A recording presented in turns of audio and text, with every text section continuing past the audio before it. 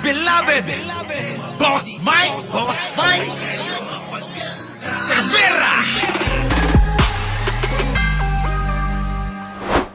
Wala na ho kayong makikita na Marcoleta sa Senado, ha? Wala na ho. Wala na kayong makikitang Marcoleta sa Senado. O, dito tayo mga kababayan.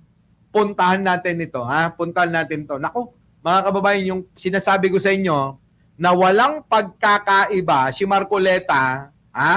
Kay Alan Peter Cayetano, natatandaan nyo ba to? Ito, ha? Ngayon ko lang, baka natatandaan nyo, ngayon ko lang nakita ito. Oh. Ito pumutok. Pumilit si Alan Peter. Grabe, no, mga kababayan, no? Katabi ni Pangulong Bongbong Marcos, si Alan Peter Cayetano. Oo. Nakita nyo, mga kababayan ko? Ayan, no? Tignan nyo, maigi. Baka hindi nyo pa napapanood dito, eh. Tignan nyo kung anong gagawin na itong nagngangalang Alan Peter Cayetano, ha? Nako, mga kababayan, iba, si Manong Bongbong natin, pasimple-simple pa lang dyan, pakinggan. 3 days bago ito pumutok, pumilit si Alan Peter Cayetano na may topak daw si Pinoy. Ang gumagawa nito ay tinatawag na topak ni Noy Noy. Ano yung topak ni Noy Noy? Ito po yung trapo, oportunista at kamag-anak Inc. na pumapaligid kay Noy Noy Aquino. Kita nyo mga kababayan ko? Napakawalang ya talaga, ha? Mga kababayan, ha? Napakawalang ya talaga ni Alan Peter Cayetano. Biruin ninyo, nung panahon ni Noy Noy, pinuri-puri pa ni Gagoy. Tama, mali. Pinuri-puri pa ni Alan Peter Cayetano, yaan, tungkol sa ekonomiya. O, di ba? Tapos biglang grabe, nung kapal ng mukha talaga, no? Ano ang tawag sa taong ganyan, mga kababayan ko? Ano ang tawag? Ngayon, kaibigan mo, bukas hindi na. Ano tawag ninyo? Sige nga ho, mga kababayan ko, baka meron kayong ibang mga katawagan dyan na hindi ko alam. Hunyango, Kung saan makikinabang, doon, ganon, mga kababayan, ganun ba yon? Sige nga ho, pakicomment nga.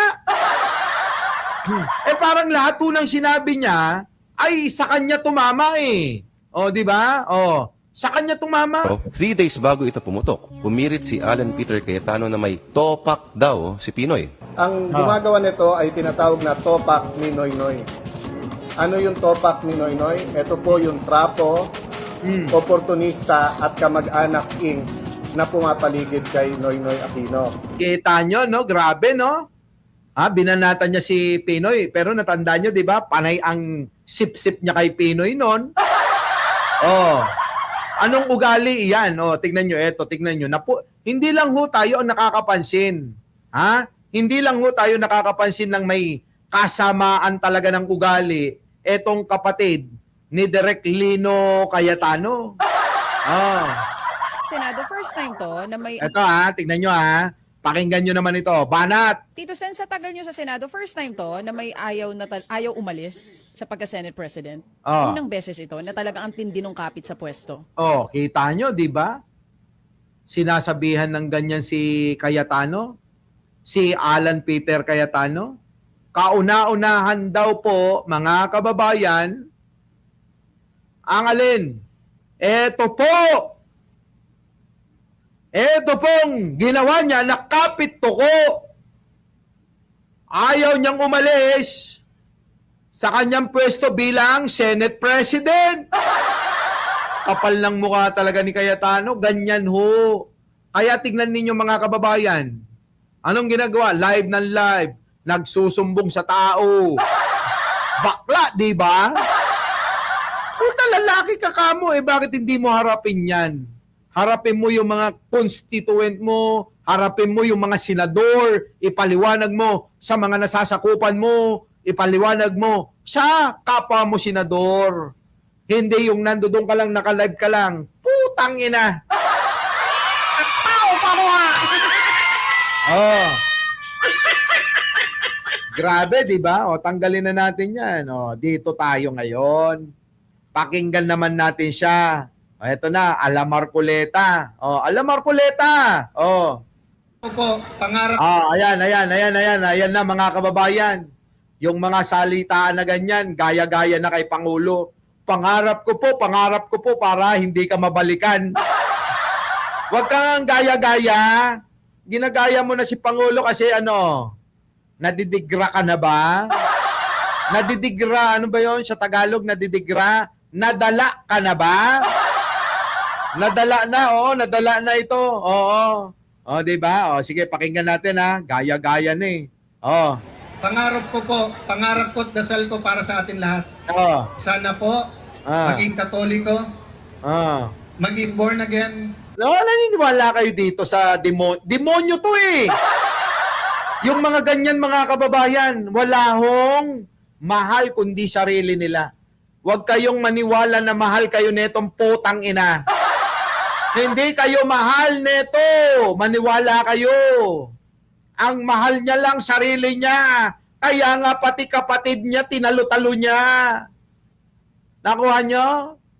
Kung eto may pagmamahal talaga sa inyo, inuna niya na yung kapatid niya. Hindi niya mahal ang kapatid niya, mas lalong hindi kayo mahal ni Cayetano. Paano kayo magiging mahal na itong puke ng inan to? Diba? Kapatid niya nga eh. Tinalo eh. O ngayon, kaaway niya si Lino Aquino. Ni Lino Aquino. Si Lino Cayetano. Puro pangarap. Huwag kayong maniniwala riyan. Hanapin nyo muna yung 10K. Sige. Pag naibigay na yung 10K, maniniwala akong mahal na kayo. Diba? Ayan, pakinggan nyo.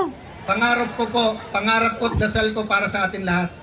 Sana po, maging Katoliko, maging born again, maging Muslim, maging kapatid sa Iglesia ni Cristo, Naksa! Sige! maging Bisaya, Kita nyo? Mga kababayan ko, no? Magagaling silang magsalita. Bakit? Kasi sanay sila. Kasi yan talaga yung inaral nila. Magsalita, magmanipula ng isip ng tao. Ipaparamdam sa iyo kunyari mahal ka. Pero kapag ka nabengbang ka na, naibigay mo na yung kailangan niya sa iyo, bigla na siyang mawawala. 'Di ba? Parang yung ex nyo. Binola-bola kayo, susungkitin ko ang langit at bituin. Ang buwan ay ating raratingin. Ibibigay ko ang lahat ng perlas sa kailaliman ng mga dagat. Ibibigay ko ang ginhawa. Di ba? Dadamitan kita ng magagara. Di ba? Ganun yung mga dali lang, may tumatawag. Naka-live ako, wait lang. Di ba? Ganun eh. Mga ex nyo. Ganyan, parang si Alan Peter Cayetano. Dadamitan kita ng kahit na Hermes, Louis Vuitton, Christian Dior. Kahit pamahal yan, bibiling ko para sa'yo. Puta, magugulat ka na lang, mga kababayan, dinala ka sa isang, pribadong lugar, malamig. Tapos, ang pangako na dadamitan ka, ngayon, hinuhubarang ka na. Kaya, magtaka ka na. Diba? Puta, pangako sa'yo, dadamitan ka. Bakit kaya hinuhubarang ka na? Nung nahubarang ka, binengbang ka. Nung nabengbang ka, inulit pa. Paulit-ulit hanggang sa nagsawa. Nung nagsawa, iniwang ka na. Diba? Hayop, putang inan to si Cayetano. Thank you naman, Bebe Nunez. Diba? Tuloy. maging Kapampangan, Bicolano, maging bata, maging matanda. Ang ina. Bilang Pilipino, makasigaw tayo. We are one. Sabihin nyo yan, sabihin nyo, we are one kay Marcoleta. Tangin lang yan. Di ba, mga kababayan? Ano? Ay, nako, pare-pares lang naman yung mga yan. O, tulad nito, punta na natin si Robin Padilla. May lakad pa ako. Pasok! Kung lahat Mm. sa minority ay iniisa-isa na. Oo. Iniisa-isa tanga yung mga may kaso lang, bobo. Alam nyo mga kababayan ko, napakabobo ni Robin Padilla, no? Alam nyo yung ganyang mga litanya na hindi mo dapat binibitawan sa mga tao na mahihina na hindi nila kayang unawain kung ano ang ibig mo sabihin, na hindi mo naman pinapaliwanag kung ano yung totoo, paniniwalaan nila yan. Tanginan, bobo talaga. Bakit? Kasi mga kababayan, hindi naman sinasabi, iniisa-isa na kami. Di sabihin mo yung katwiran, sabihin mo yung totoo na iniisa-isa na ho yung mga may kaso sa amin. Kasalanan namin yun, nakagawa kami ng kasalanan. Kaya may kaso kami. Ganon! Hindi yung nagsusumbong ka na parang bata ka na inagawan ng lollipop na yung mga kausap mo kailangan maghurumentado para sa'yo. Mali. Dinadamay mo yung mga tao. Bakit? Nung binengbang mo ba yung kasama sila? Di ba? Nung binengbang mo yung kasalanan mo? Kami namboso lang nung binengbang mo. Di ba? Binengbang niya tapos ngayon kasalanan niya. Damay tayo. Kaninang umaga, pagbukas ko ng aking social media, nakalagay doon, kakasuhan na raw ako. Dapat lang. Sabi nila, pinatakas ko daw si Bato. Totoo naman. Naniniwala ba kayong pinatakas ko si Bato? Totoo naman, gago. Ikaw nga may sabi, ayaw mong iwan si Bato. Diba, sabi ni Robin Padilla, hindi ko iiwan si Bato. Kung aarestuhin siya, arestuhin nyo rin ako. Tapos ngayon, gaganyang-ganya ka porque may kaso ka na. Diba, Sara de Guzman? Ayan ang problema sa kanya. Takot pala sila sa kaso. Takot sila kapag ka may kaso na. Nung wala, akala nila untouchable ang mga putang ina. Akala nila, hindi kami magagalaw. Senador na ako, number 1 senador ako Si Marcoleta naman, bakit niyo ako magagalaw? Senador ako At saka member ako ng INC ngayon, hindi papayag si Pangulong Bongbong Marcos, ito yung tandaan ninyo. Kahit sino ka pa, kahit ano ka pa, kahit si Martin Romualdez ka pa, pag sinabi ni Pangulo na dapat managot ka, na dapat kasuhan ka, makakasuhan ka. Kaya nga si Martin hindi na makapagsalita, hindi na makapagdikit-dikit kay Manong Bongbong. Bakit? Si Manong Bongbong ay seryoso. Seryoso sa kanyang kagustuhan na panagutin lahat ng mga putang inang mga magnanakaw. Kaya lahat yan ngayon pinagkakaisan si Manong na tinuturo mastermind daw. Di ba naman mga tanga yung mastermind? Buti pa si Utoy malawak ang pangunawa Di ba? Tanga-tanga mga putang ina. Paano naging mastermind si Manong Bongbong? Pinasapa mastermind si Bongbong Marcos, mastermind yan. Mga putang ina nyo, paano naging mastermind yun? Isipin nyo kailan niya sinabi, nung nakaraang taon, mahiya naman kayo, sa mga proyektong guni-guni nyo, sa mga proyektong hindi napapakinabangan, sa mga proyektong substandard, mahiya naman kayo. Binisto ni Pangulo yun di ba? Tapos sasabihin nila, mastermind si Bongbong Marcos. Teka muna, putang ina nyo. Kailan ba nag-umpisa ang flood control. Hindi ba panahon ni Digong 2017 pa nag-umpisa na ang flood control? Kaya nga nag-imbestiga si Marcoleta at yung pinatay daw na si Andaya. Nag-imbestiga sila saan? Sa flood control, di ba? Oh, 2017. Ano ba ang posisyon ni Pangulong Bongbong noon? Vice Presidente? Presidente ba siya noon? Wala siyang posisyon noon. Paano naging mastermind yun? Tao ka mo ha! Naaatake ako ng high blood?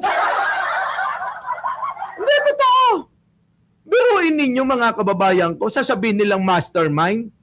Nag-imbestiga nga si Marcoleta at si Rolando Andaya nung panahon ni Digong 2017. Nag-iimbestiga na sila 2018-2019. Panahon ni Digong. Mayroong flood control scam. At ang nasasangkot dyan, yung pong panot na si Benjamin Jokno. Oh, di ba mga kababayan? Paanong naging... Oy, kayo mga bobong mga DDS, makinig kayo sa akin.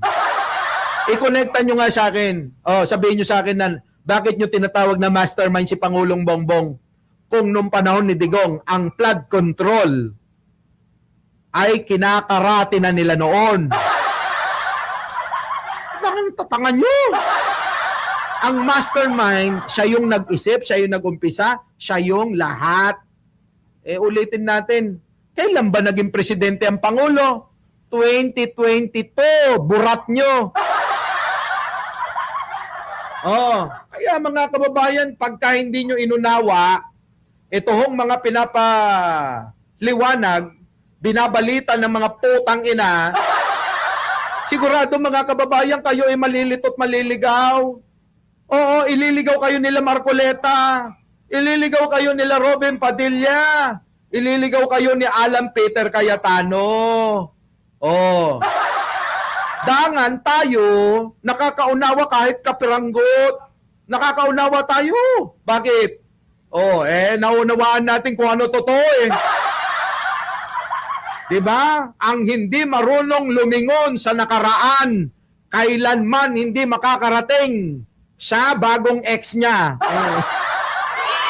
Tao ka mo ha! Diba? Oo. Kaya yan, muntik nang maatake, oh. Oh, ayan, oh. Ang dami nating mga politiko Oh, kita nyo. na dati ay matatapang. Oh, ganyan-ganyan pa, oh. Matatapang sila. Oh, ganyan-ganyan pa, Pero oh. nakakalimutan nila Oh, to. oh, Nasaan makamatay ako? na. Oh. Nasaan? Oh. Ah! Oh, bobo, di ba? Kung di pa naman tatanga-tanga talaga tong hinalal nyo na si Robin Padilla. Tangina, kaya hindi tayo lalago talaga. Pwede ba pumili kayo ng malaala Claire Castro? Ha, mga kababayan ko. Yung mga ganon, mga trilyane sa mga datingan. Ha, Attorney Claire Castro ang datingan. Ganon. Hindi ko katulad nito. Puro lang drama, wala namang napapatunayan. Putangin na, anong pakialam ng mga, pati yung mga ganyan-ganyan mga politiko. Asa na yung mga politiko? Wala na, ayaw na sa inyo. Bakit? Bistado na nila kayo. Yun, madaling unawain. Diba no? Ha? Oh, kayo. Oh, sana mga kababayan, naunawaan nyo ko. Bobo, di ba? Tatanga-tanga.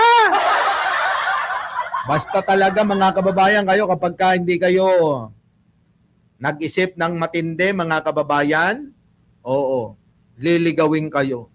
Kapag kaho kayo mga kababayan, hindi ho ninyo inaral ang mga nakaraan sa kanilang mga ginagawa, sigurado mga kababayan ko, liligawin kayo. Kaya nga, eto lang ho mga kababayan. Oh. Ito pumutok. Hinahanap ni Robin Padilla yung mga ganyan daw. Ayan, no? Tignan nyo, minumura nga ni Cayetano eh. Oh. Si Alan Peter Cayetano na may topak daw si Pinoy. Ang gumagawa nito ay tinatawag na topak ni Noy Noy. No. Ano yung topak ni Noy Noy? Ito po yung trapo, oportunista at kamag-anak ing na pumapaligid kay Noynoy Aquino. In fairness naman mga kababayan ko, sa panahon ni Pinoy, maganda ang ekonomiya. Kaya alam nyo na mga kababayan kung sino ang dapat paniwalaan at kung sino ang dapat nating suportahan. Sila po yung mga, una, walang mga kaso. Ikalawa, kung may kaso ay yung po ay naabsuelto. Ikatlo, yung mahal ang Pangulong Bongbong katulad ni Atty. Claire Castro at kagaya nating lahat, mga kababayan. So paano? Hanggang dito na lang at may lakad pa ako. Meron pa akong dideliveran ng mga relo. Muli mga kababayan, opo, kita-kita po tayo mamayang gabi. Maraming salamat po. Our beloved Boss Mike Cervera.